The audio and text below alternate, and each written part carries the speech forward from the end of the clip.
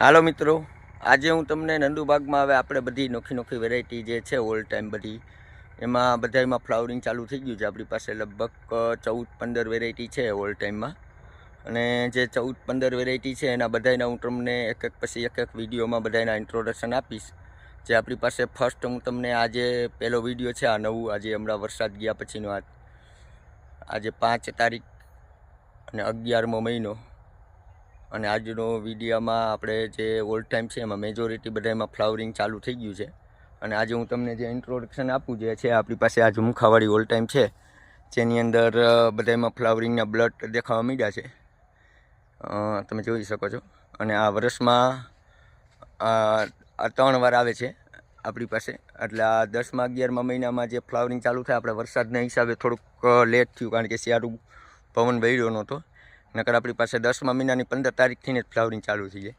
એની જગ્યાએ આપણે 15-20 દિવસ લેટ છે. અને આ વર્ષમાં 3 વાર આવે છે અને ક્વોન્ટિટીમાં ફ્રૂટ લાગે છે. જો બધામાં બટ નીકળી ગયા છે, જે ઉપર ડોકા કોયડા ને એમાં લાગઠ જ બધે ફ્લાવરિંગ ચાલુ થઈ ગયું છે.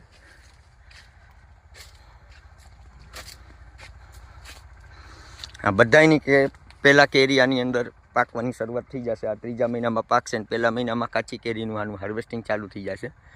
અને જબરજસ્ત હમણાં બધી મેજોરિટી 8 દિવસમાં લગભગ હરેક ડાળીની અંદર ફ્લાવરિંગ આવી ગયેલું હશે.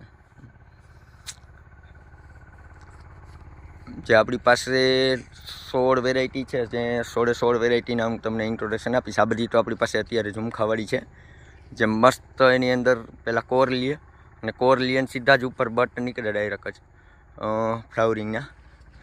જે આપણે બગીચામાં લગભગ જોવો તમે બધાની ઉપર મેજોરિટીમાં બટ દેખાવા માંડ્યા છે ફ્લાવરિંગના. એટલે 8 દિવસમાં ભરપૂર માત્રામાં આખું ફ્લાવરિંગ જેવું થઈ જશે.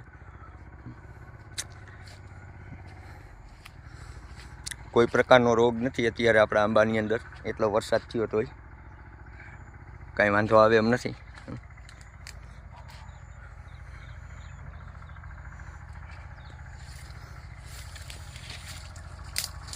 આના રોપા પણ અત્યારે આપણી પાસે અવેલેબલ છે નંદુબાગની અંદર, જે આ વર્ષમાં 3 વાર આવે છે. અને ફૂલ ક્વોન્ટિટીમાં આના